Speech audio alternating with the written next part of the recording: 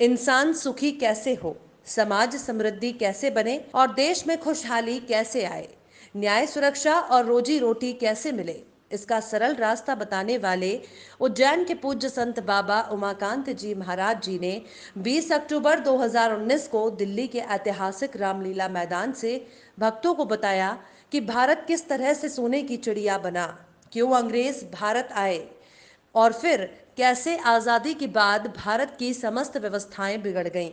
आप भी सुनिए महाराज जी के ये वचन। मेहनत करके लोग जो सामान बनाते थे विदेशों में जाता था। उसके बदले में क्या आता था? उसके बदले में सोना आता था।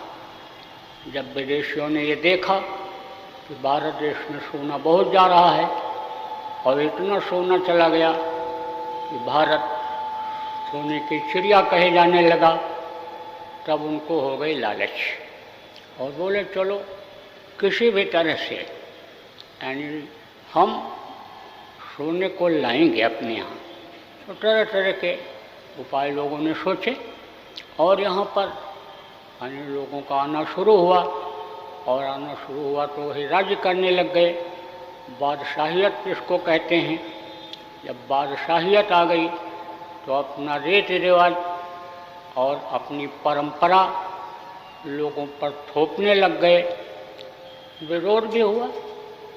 आप ये समझो, जब जनता जगती है, जनता को कोई ज्ञान होता है इस तरह की हमारे ऊपर अत्याचार अन्याय हो रहा है, तब वो प्रयास करती है। खुद जनता जब नहीं सोच पाती है क्या करें, तो उस मालिक से आवाज़ लगाती है, तो वो कोई न कोई तरीका अन्य लोगों के खुशहाली के लिए निकाल देता है।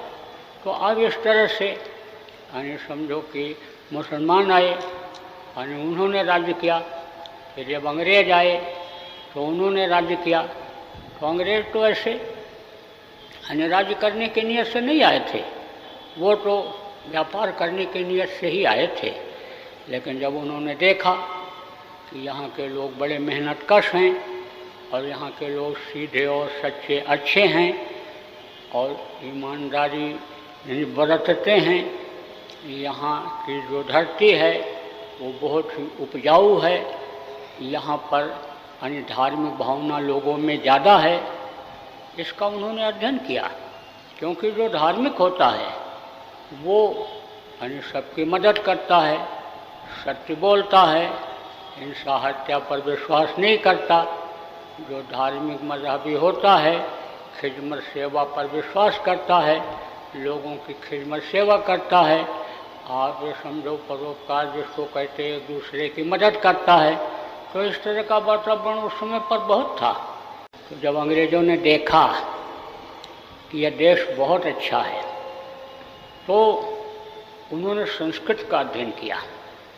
संस्कृत एक ऐसी भाषा है कि समझ लो कि यह एक अन्य दुनिया के लिए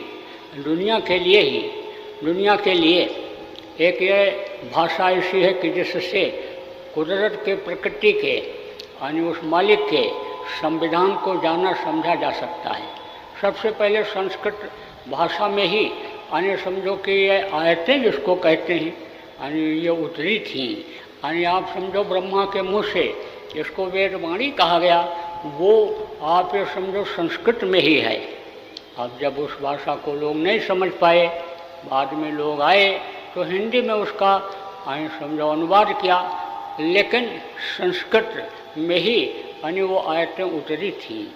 ये जैसे देश का संविधान है ऐसे इस पूरे संपूर्ण विश्व का संविधान यानी किसने बनाया? ब्रह्मा ने बनाया। ब्रह्मा ने सृष्टि की रचना किया था तो उन्होंने सब बना दिया, लिख दिया। तो संस्कृत का उन्होंने अध्ययन किया और अध्ययन करने के बाद उसको लिख करके इंग्लिश में वहाँ भेजा। तब उन्होंने उस पर शोध किया कि कैसे किस तरह से इनके ऊपर हुकूमत किया जाए। तब उन्होंने यही सोचा कि इनके खान पान को ख़राब किया जाए, इनके आने समझ लो कि पहनावे को ख़राब किया जाए, इनके विचार और भावनाओं को बदला जाए, शिक्षा में परिवर्तन किया जाए। तो शिक्षा की नीति ही बदल दी। शिक्षा में परिवर्तन यानी उन्होंने भारी यानी संख्या में भारी यानी उसमें किया उसका, और खान पान जब धीरे धीरे बिगाड़ने लग गए तो आप ये समझो कि अंग्रेजियत लोगों में आने लग गई, ऐश आराम की प्रवृत्ति आने लग गई, ईश्वर भगवान को लोग भूलने लग गए धीरे धीरे। अब जब उन्होंने ये देख लिया कि यानी समझ लो कि अब हमारा आधिपत्य जमने लग गया, लोगों को लोभी और लालची बना दिया, कंपनी में अपने भर्ती करके लोभी लालची बना दिया, आदत जब लोगों की खराब कर दिया तो लोग मजबूर हो गए, फिर वो हुकूमत करने लग गए। और इस तरह से पूरे देश में यानी आप ये समझो कि अधिकार प्राप्त कर लिया कि लोग कहते थे कि अंग्रेज़ों का सूरज जहाँ से निकलता है अस्त होता है वहाँ तक का राज्य रहेगा, आधिपत्य रहेगा। जब अंग्रेज़ों के अत्याचार के खिलाफ स्वतंत्रता संग्राम सेनानियों ने यानी समझ लो कि अभियान शुरू किया तो उस समय पर आप ये समझो कि इनको अपने दरवाजे पर लोग खड़ा नहीं होने देते थे कि तुम गांधी टोपी लगा करके हमारे सामने नहीं आओगे, नहीं तो साहब नाराज़ हो जाएगा, हमको फांसी दे देगा, सज़ा दे देगा। इतना आतंक यानी उन्होंने फैला रखा था।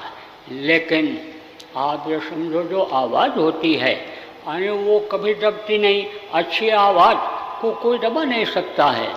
और फिर परिणाम यह हुआ कि एक दिन उनको देश छोड़ करके जाना पड़ा तो देश आज़ाद हुआ।